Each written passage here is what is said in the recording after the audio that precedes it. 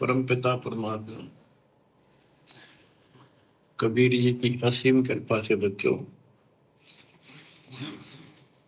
आपका जन्म ऐसे शुभ समय में हुआ है अब के आपका असल जन्म का भी कष्ट कट जाएगा। ये लोक अच्छा नहीं है, यहाँ कोई भी चीज सुख वाली नहीं है।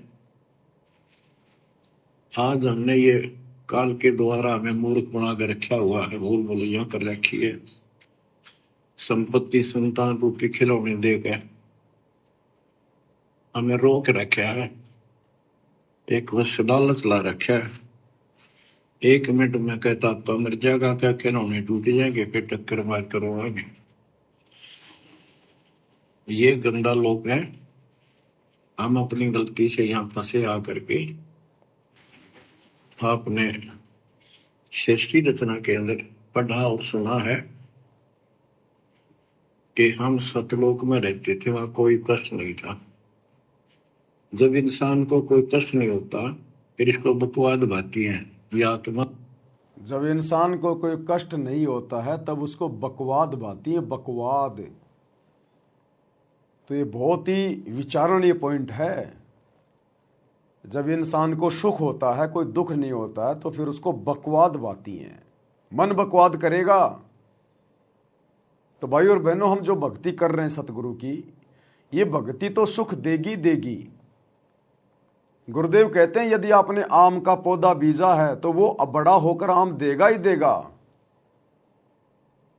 तो इस भक्ति से आप और हमें सुख होंगे। परमात्मा कहते हैं 2 4 5 वर्ष, कम से कम 5 साल आप इस भक्ति को दीजिए, जल्दी ना कीजिए। धीरे धीरे रे मनवा धीरे सब कुछ होए, माली सींचे 100 घड़ा समय आए फल होए। गुरुदेव कहते हैं बच्चों, आप जल्दबाजी ना करना।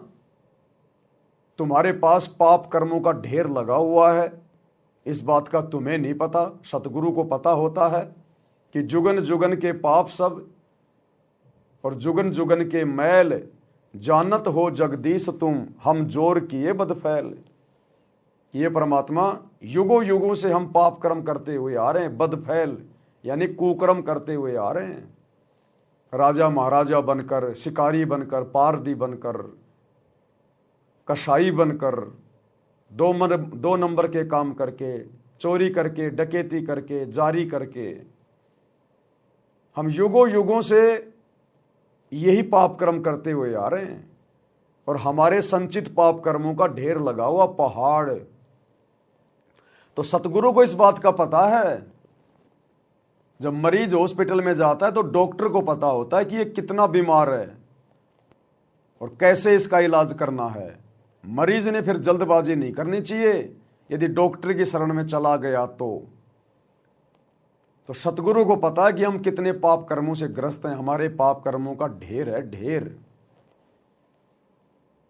तो धीरे धीरे परमात्मा इसको काटेगा और यहां भी हमें धीरे धीरे परमात्मा सुख देगा, हमारी भक्ति से ही। पाप कर्म भी हमारी भक्ति से कटेंगे, सुख भी परमात्मा हमें हमारी भक्ति से देगा। लेकिन शुरुआत में हम भक्ति पर लगें, टिक सकें, इसलिए शुरू में गुरुदेव अपनी तरफ से, अपने आशीर्वाद से, अपने कोटे से हमें थोड़ी बहुत राहत देता है, ताकि हमें विश्वास हो कि हाँ ये भक्ति सही है, मेरा ये काम बन गया। तो भक्ति पर लगते ही शुरुआत में जो हमारे काम बनने शुरू हो जाते हैं, कोई स्वस्थ हो जाता है, किसी का कारोबार ठीक ठाक चल पड़ता है, तो वो उसकी भक्ति के कारण नहीं चल रहा, वो सतगुरु ने अपनी तरफ से ऐड दी है, अपनी तरफ से राहत दी, आशीर्वाद दिया है, ताकि इसको विश्वास हो इस भक्ति पर और ये भक्ति शुरू करे। फिर आगे चलकर धीरे धीरे फिर हमने समझदार बनकर, फिर हमने मर्यादा में रहकर भक्ति करनी पड़ती है। जिस प्रकार गवर्नमेंट किसी के कारोबार के लिए शुरुआत में सब्सिडी देती है, उसको मदद दे देती है, लेकिन बाद में उसने खुद ही अपना धंधा करना होता है, हमेशा गवर्नमेंट सब्सिडी नहीं देगी। तो गुरुदेव भक्ति की शुरुआत में हमारे को सब्सिडी देते हैं, आशीर्वाद देते हैं विशेष, ताकि हम भक्ति पर टिकें। तो जैसे जैसे हमारे को 4-5 साल इस भक्ति पर होंगी, फिर हमारे घर में, हमारे काम धंधे में, हमारे शरीर में बरकत होनी शुरू हो जाएगी और हमें सुख होंगे। और फिर परमात्मा का नियम है कि जैसे जीव सुखी होगा, काल अपना दाव खेलेगा। फिर ये इंसान बकवाद करना शुरू कर देता है, नए नए कारोबार खोलना शुरू कर देता है। पहले बीमार था, परेशान था, भगवान के आगे हाथ जोड़ता रहता था, कहीं बकवाद नहीं करता था। स्वस्थ होने के बाद फिर ये रिश्तेदारियों में घूमने लग जाएगा, ब्याह शादी में घूमने लग जाएगा, यार दोस्तों के साथ में घूमने लग जाएगा। तो फिर ये मन बकवाद की ओर लेके जाएगा। तो परमात्मा हमें समझा रहे हैं कि जब ये जीव सुखी होता है तो ये बकवाद की ओर चलता है, ये नियम है। तो हमने इस बात का भी ध्यान रखना है भक्ति करते करते, भले हम कितने सुख प्राप्त करें, भले हम कितने सुखी हो जाएं, लेकिन गुरुदेव के इन वचनों को नहीं भूलना चाहिए। और हमने अपनी औकात में रह के, अपनी हद में रह के, अपने पुराने दिनों को याद करके कि सतगुरु के मिलने से पहले मेरा क्या जीवन था, जानवर की तरह था मैं, कोई मांगने पे भी उधार पैसे नहीं देता था। फिर तू आज किन के जाके बीच में बैठ रहा है? जो लोग उस समय तेरी शक्ल नहीं देखना पसंद करते थे, 1 रुपया तुझे कोई उधार नहीं देता था, आज स्वस्थ होने के बाद, सुखी होने के बाद तू उन्हीं दुनिया वालों में जाके बैठ रहा है, भगवान के महत्व को धीरे धीरे भुला रहा है। फिर ये काल का दाव लगना शुरू हो जाता है। इसीलिए तो परमात्मा कहते हैं, दुनिया से ती दोस्ती पड़े भजन में भंग, भाई एका एकी राम से या साधु के संग। भले हमारा कोई कितना ही प्यारा मित्र क्यों ना हो, भले हमारा कोई कितना ही प्यारा रिश्तेदार क्यों ना हो,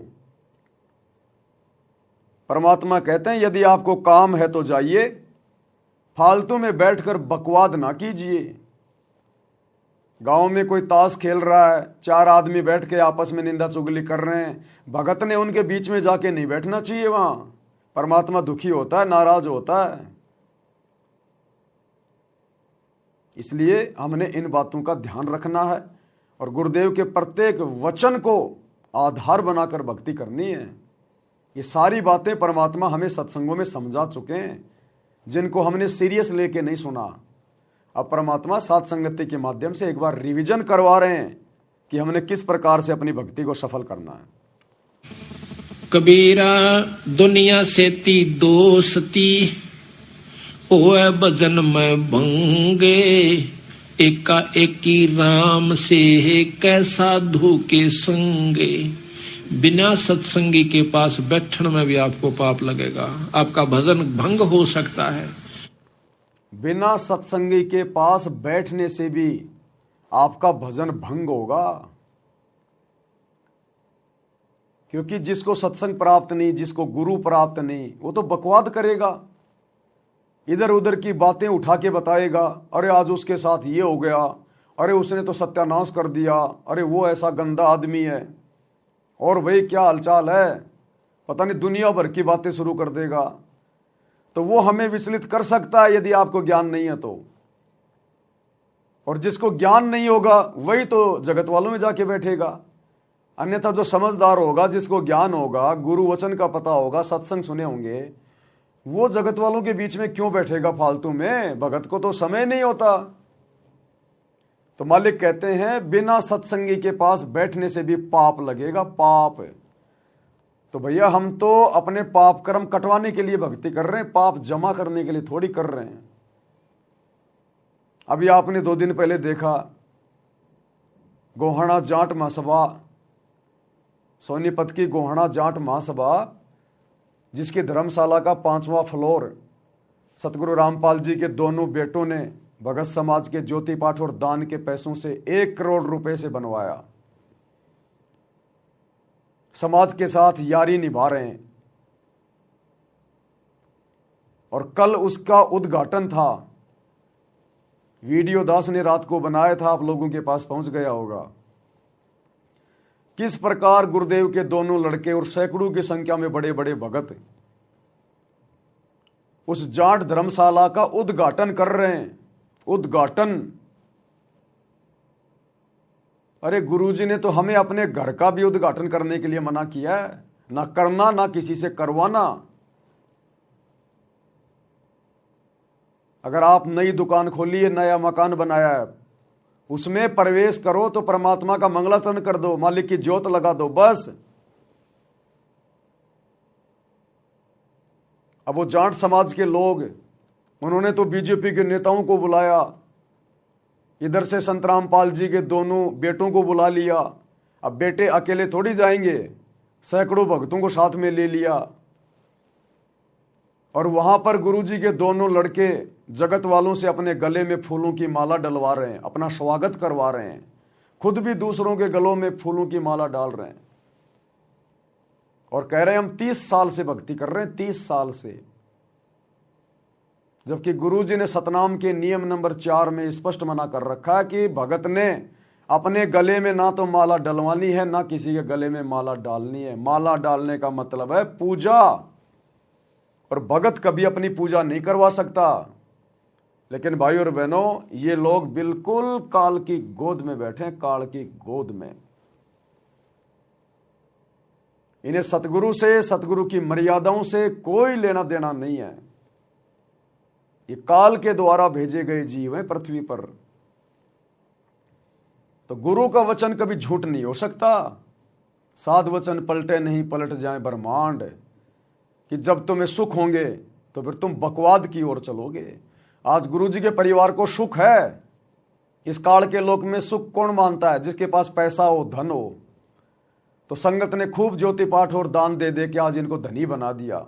इनको कुपात्रों के हाथों में दान दे के इनको सुखी बना दिया। अब ये कुपात्र अपने भी कर्म फोड़ रहे हैं और दान देने वाली संगत के भी कर्म फुड़वा रहे हैं। तो गुरु का वचन झूठ नहीं हो सकता, मिथ्या नहीं हो सकता भाई और बहनों। ये बहुत भयंकर षड्यंत्र है काल का। यदि हमने सतलोक चलना है तो हमने काल से मुंह फेरना पड़ेगा, काल की दुनिया से पीठ फेरनी पड़ेगी। भाई हम समर्थ के शरण में आ गए, अब हमें अपना सतगुरु किस चीज के भरोसे रहने देगा जो हम दुनिया की तरफ मुंह देख के चलें? हमें सतगुरु किस चीज के भरोसे रखेगा यदि हम भक्ति कर रहे हैं तो, जो हमें दुनिया से उम्मीद लगा के रखनी पड़ेगी? हमें अपने सतगुरु के अलावा किसी की आवश्यकता ही नहीं होनी चाहिए यहां पर। लेकिन फिर भी जानबूझकर गुरु का परिवार जगत में घुस रहा, जगत में। और एक समय परमात्मा ने बताया कि अपने से ठाडे के अंदर नहीं घुसना चाहिए, अपने से बड़े के अंदर कभी नहीं घुसना चाहिए। और इस काल लोक की दुनिया के हिसाब से हम भगत सबसे नीचे हैं, सबसे नीचे। यहां का एक सरपंच भी हमारे से ठाडा है, हमारे से ऊपर है सांसारिक दृष्टि में। इसलिए तो गुरुजी कहते हैं दुनिया से ती दोस्ती पड़े भजन में भंग। तो गुरुदेव ने बताया एक समय एक ऊंट मर गया और उसको जानवरों ने खा खा के अंदर से थोता कर दिया। ऊपर से बरसात हो गई तो एक गिदड़ था, गिदड़, वो ऊंट को खाता खाता अंदर से उसको खोखला कर लिया और उसके अंदर जाके खाने लग गया। अब बरसात हो गई, बरसात होने से ऊंट का पेट फूल गया और वो मुंह जो था वो बंद हो गया और वो गिदड़ अंदर ही रह गया। अब गिदड़ मार रहा टक्कर, अब वो द्वार खुल नहीं रहा। टट्टी पेशाब एक हो गई उसकी। बड़ी मुश्किल से घंटे 2 घंटे बाद मशक्कत करके वो बाहर निकला और निकलते ही गुरुदेव ने बताया उसने पीछे मुड़ के भी नहीं देखा, सीधा अपने कबीले में गया। और उसके यार दोस्त बोले, रे कहाँ था, सारा दिन हो गया दिखाई नहीं दिया, कहाँ चला गया था? तो गिदड़ ने कहा, भैया चला कहाँ गया था, आज एक एक्सपीरियंस तो हो गया। क्या? बोला अपने से ठाडे के अंदर कभी नहीं घुसना चाहिए, अपने से बड़े के अंदर कभी नहीं घुसना चाहिए। तो भाई और बहनों, वैसे तो बहुत सारी घटनाएं, बहुत सारे उदाहरण गुरुदेव हमें दे चुके हैं, लेकिन अब हमने गुरुदेव के परिवार को देखकर, क्योंकि आने वाले समय में गुरुदेव का परिवार जिस कदर अपनी दुर्गति करवाएगा यहां पर, क्योंकि हम भक्ति कर रहे हैं, मजाक नहीं कर रहे। ये नियम, ये मर्यादा सतगुरु की सबके लिए समान है, चाहे गुरु का परिवार हो या चाहे 1000 किलोमीटर दूर बैठा हुआ कोई बिहार का भगत हो। ये तो आप और हमारी सोच है, नादान सोच है कि गुरु जी ने अपने परिवार को छूट दे रखी होगी, या गुरु का परिवार गुरु के लिए कोई विशेष होगा, या कोऑर्डिनेटर या गुरु जी के साथ में रहने वाले कोई विशेष होंगे। अगर डॉक्टर के बेटे को भी कैंसर हो गई है और डॉक्टर उसका इलाज कर रहा है, तो उस बेटे के लिए भी वही परहेज होंगे जो एक गांव के कैंसर के व्यक्ति के लिए होंगे। अब यदि वो डॉक्टर का बेटा ये समझ कर कि मेरा बाप तो डॉक्टर है, मेरा क्या बिगड़ेगा, और वो परहेज नहीं निभा रहा, जो मर्जी खा रहा पी रहा है, टाइम पे दवाई भी नहीं ले रहा, तो भैया वो कैंसर ना तो डॉक्टर देखेगी ना बेटा देखेगी।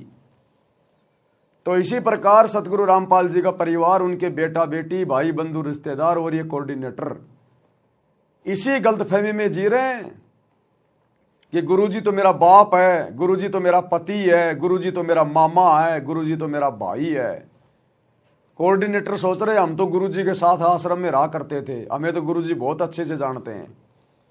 अरे गुरुजी तुम्हें बहुत अच्छे से जानते हैं, लेकिन ये गुरुजी के नियम और मर्यादाएं किसी को नहीं जानती। अरे तुम गुरुजी के बेटा बेटी हो सकते हो, लेकिन मर्यादाओं के बेटा बेटी नहीं हो। जिस प्रकार आप चाहे प्रधानमंत्री के कितने ही अजीज हैं, कितने ही उसके निकट हैं, लेकिन जो देश का संविधान है, वो संविधान तो उसी प्रकार से न्याय करेगा जैसे आम व्यक्ति के साथ में होता है। वो धाराएं, वो नियम, वो संविधान आम व्यक्ति पर भी उतना ही लागू होता है, और प्रधानमंत्री के परिवार पर और उसके दोस्त पर भी उसी कदर लागू होता है। तो वर्तमान में गुरुजी का परिवार इस गलत फहमी में जी रहा है, और अभी इनका कुछ विशेष जो बिगड़ नहीं रहा ना, वो बिगड़ इसलिए नहीं रहा क्योंकि एक तो इनके पास में भक्ति धन थोड़ा ज्यादा है, अभी इनकी बैटरी चार्ज है,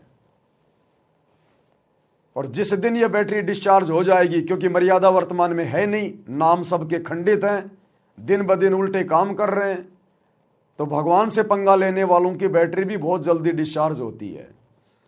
यदि गुरु के पास में रहने वालों की बैटरी जल्दी चार्ज होती है, तो गुरु की मर्यादाएं तोड़ने से फिर उनकी बैटरी भी बहुत जल्दी डिस्चार्ज होती है। तो युग परिवर्तन बहुत निकट है। ये आसमान को छूते हुए दिखाई देने वाले गुरुजी के परिवार वाले, ये कब पाताल लोक में समा जाएंगे पता भी नहीं चलेगा। देखते ही देखते तब पता चलेगा संगत को और इनको कि हमने मर्यादाओं के साथ में खिलवाड़ करके कितना बड़ा जुल्म किया था, और तब पता चलेगा कि ये गुरु समदृष्टि है, समदृष्टि। ये अपनी किसी भी आत्मा में कोई भेदभाव नहीं करता। तो भाई और बहनों, हमने इन घटनाओं से भी शिक्षा लेनी है। जिस कदर काल प्रेरणा से गुरु को और भक्ति को हल्के में लेकर, मर्यादाओं को हल्के में लेकर, जिस कदर गुरु का परिवार आज काल की गोद में बैठकर तांडव मचा रहा है, भक्ति और भगवान को हल्के में ले रहा है। इसलिए परमात्मा कहते हैं जरा सा सुख होता है, ये मन बकवाद की तरफ दौड़ता है, बकवाद की तरफ। तो भक्ति करते करते हमने गुरु के इन वचनों को विशेष तौर पर ध्यान रख कर आगे बढ़ना है। हे भगवान, हे गुरुदेव, कहीं ये मन मेरे साथ में कोई धोखा ना कर दे, कहीं मेरे साथ में कोई खेल ना खेल जाए। रोजाना रात्रि को सोने से पहले आपने चिंतन करना चाहिए, आज पूरे दिन मैंने क्या किया, मैंने कोई मर्यादा तोड़ने वाला काम तो नहीं कर दिया, मेरे से ऐसी कोई छोटी मोटी गलती तो नहीं हो गई। एक बार हमने रात्रि को सोते सोते या सोने से पहले या बिस्तर पर लेटे लेटे 5 मिनट हमने अपने पूरे दिन की जो क्रिया है उसके ऊपर हमने चिंतन करना चाहिए कि आज मेरे से कोई स्वतंत्र कर्म तो नहीं हो गया, मेरे से कहीं कोई मर्यादा में उक चूक तो नहीं हो गई। अगर हुई है जाने अनजाने में तो परमात्मा से नाक रगड़ रगड़ के क्षमा याचना करनी चाहिए, तब हमारी भक्ति सफल होगी। जब हम अपने अतीत को देख के चलेंगे और भविष्य की चिंता रखेंगे कि हमने तो सतलोक जाना है, यहां नहीं रहना, हमने यहां पर पांव फंसा के नहीं रखना, हम सैकड़ों बार करोड़ों बार कोटि जन्म तू राजा की ना मिटी न मन की आशा। भाई सुरपति दुखिया भूपति दुखिया रंक दुखी जो है बपरीती हो। ये सारे उदाहरण गुरुदेव ने दे रखे हैं कि यहाँ देवताओं के राजा भी सुखी नहीं है, खुद ये तीनों देवता भी सुखी नहीं है, तुम कैसे सुखी हो सकते हो। इसलिए भूलो मत भक्ति, मर्यादाओं को हल्के में मत लो, क्योंकि गुरु बार बार आपको दबाव दे के नहीं समझाएगा। गुरु 24 घंटे आपके पीछे नहीं लगा रहेगा। गुरु जी ने सार्वजनिक तौर पर ज्ञान दे दिया, अब उन सत्संगों को आधार बनाकर हमने आगे बढ़ना होगा। फिर तो इस प्रकार से भाई और बहनों, सतगुरु का एक एक वचन परम सत्य है कि जरा सा सुख हुआ नहीं और ये काल इस जीव को तुरंत दबोच लेगा, तुरंत। इसलिए परमात्मा कहते हैं जगत वालों के साथ में जो अनुपदेशी हैं, चाहे वो रिश्तेदार हों चाहे यार दोस्त हों, यारी दोस्ती तो भक्ति में हमने रखनी नहीं है। यदि हमारा कोई यार दोस्त भी है तो हमारा गुरु है, गुरु। अनुपदेशी व्यक्ति चाहे कोई भी हो, कितना ही प्यारा क्यों ना हो, यदि विशेष काम है तो उसके संपर्क में आइए, अपना काम कीजिए, तुरंत लौट के आइए। वो आपको बहकाने का प्रयास करेगा, अरे भाई बैठ जा, बहुत दिनों में आया, अरे बच्चों चाय बनाओ रे, तुम्हारे चाचा जी आए। बोले भाई साहब माफी चाहता हूं, समय नहीं है, फिर कभी देखेंगे। निकल लो उसके बोलते बोलते। एक बार अगर बैठ गए तो वो तुम्हें देने वाला कुछ नहीं है, तुम्हारे मेमोरी कार्ड में उल्टी सीधी बातें भरेगा, इधर उधर की बातें, तुमसे झूठी हाँ भरवाएगा। अरे यार वो नहीं है क्या वो फलाना फलाना, अरे बड़ा निकम्मा आदमी यार वो, उसने उसके साथ ये कर दिया, आपसे झूठी हाँ भरवाएगा। आप बैठे बैठे करोगे हाँ हाँ हाँ हाँ हाँ हाँ, निंदा चुगली में हाँ मिला के परमात्मा के दोषी बनोगे, और उसके घर की चाय पी के, उसके घर का पानी पी के पाप के भागी बनोगे, क्योंकि वो अनुपदेशी है, उसके ऊपर तो 3 लोक का भार चढ़ा हुआ है, पाप कर्म है उसके। हम उसके घर का पानी पिएंगे तो भी हम उसके कर्म बंटवा रहे हैं, उसके घर का खाना खा लिया तो भी हम उसके पाप कर्म खा रहे हैं। इसलिए मालिक कहते हैं दुनिया से ती दोस्ती पड़े भजन में भंग, एकाएकी राम से या साधु के संग। एकाएकी राम से यानी अपने गुरुजी से लगे रहो, एकाएकी राम से मोबाइल में सत्संग चला दिए, सुन लिए, अपना काम कर रहा है, नहीं तो अपना लेट रहा है। एकाएकी राम से अपनी आरती कर ले, सुमरन कर ले, सत्संग सुन ले, कोई शब्द गा ले, या साधु के संग, या अपने किसी भगत भाई बहन के पास चला जा अगर फ्री है तो, अगर कोई आस पास में है तो, या किसी भगत भाई बहन से मोबाइल पे अपनी बातें हो गई, परमात्मा की चर्चा हो गई। तो कहते हैं भगत ने इस कदर अपने भक्ति जीवन को जीना है, सफल करना है। इसलिए परमात्मा कह रहे हैं इस वाणी में, कबीरा दुनिया से ती दोस्ती ओए भजन में भंगे, एका एकी राम से कैसा साधु के संगे। बिना सत्संगी के पास बैठने में भी आपको पाप लगेगा, आपका भजन भंग हो सकता है। तो इसलिए बताया, या तो अपने सत्संगी दो रजा बैठे या फिर अपना नाम पर लगा रहे। अगर आप किसी दूसरे के पास बैठोगे हुक्का पाड़ पे, तो जान देने का लो पी लो मेरे यार, तो कहेगा ना मन तो छोड़ दिया, क्यों क्या हो गया भाई, नाम ले लिया, ओ तुरे सोचू खा कर बिल्ली नो गया आज करण चाली। हो गई ना वो गलती। वो जगत वाले तो जबरदस्ती करेंगे। गुरुजी के दोनों लड़कों ने तो मना भी नहीं किया। जब जगत वाले उसके गले में माला डालने लगे तो गुरुजी के लड़कों ने तो मना भी नहीं किया। अगर मान लो वो मना भी करते कि नहीं नहीं भाई अब माला नहीं डलवाएंगे, क्यों, अरे हमारे गुरुजी के नियम है भाई, माला डलवाना पूजा में आता है और हम ठहरे जीव। अरे यार क्या फर्क पड़ा है, देखियो नेताजी ने माला डलवा रखी, मैंने डलवा रखी, ये सोचू ये खा के बिल्ली कहें हजकरण चाली, ले ले ले जबरदस्ती डाल देंगे। लेकिन यहां तो गुरुदेव के दोनों बेटों ने मना भी नहीं किया, हंसते हंसते अपनी गर्दन नीची कर रहे हैं कि डाल दो काल की फांसी मेरे गले में, डालो काल की फांसी, और दोनों ने डलवा ली। इसलिए गुरुजी मना करते हैं कि दुनिया से ती दोस्ती पड़े भजन में भंग। अब पड़ गया ना भजन में भंग, खैर इनकी तो पहले से ही सैकड़ों मर्यादा टूटी हुई है। ये तो जब से भक्ति से लगे हैं तभी से इनकी मर्यादा नहीं है, अब क्या नई मर्यादा टूटेगी। लेकिन गुरुजी के सत्संग के अनुसार ये उदाहरण है, गुरुजी का वचन गलत नहीं हो सकता। इन्होंने दुनिया से दोस्ती निभाई, जबरदस्ती जाकर वो जाटों की धर्मशाला बनवाई, अपने जाट भाइयों की। इनमें जातिवाद इतना अंदर तक समाया हुआ है।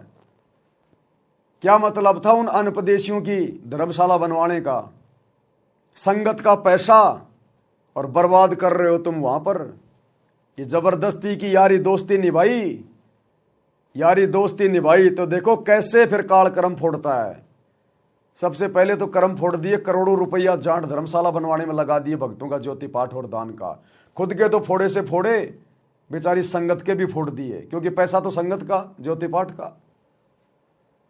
उसके बाद उसके उद्घाटन पे गए, गले में माला डलवा के अपना सम्मान करवाया, अपनी पूजा करवाई, वो गुरुजी की मर्यादा तोड़ दी। भाई और बहनों, ऐसे परमात्मा हमें सावधान करते हैं, और उदाहरण आप जी देख ही रहे हो साथ साथ में।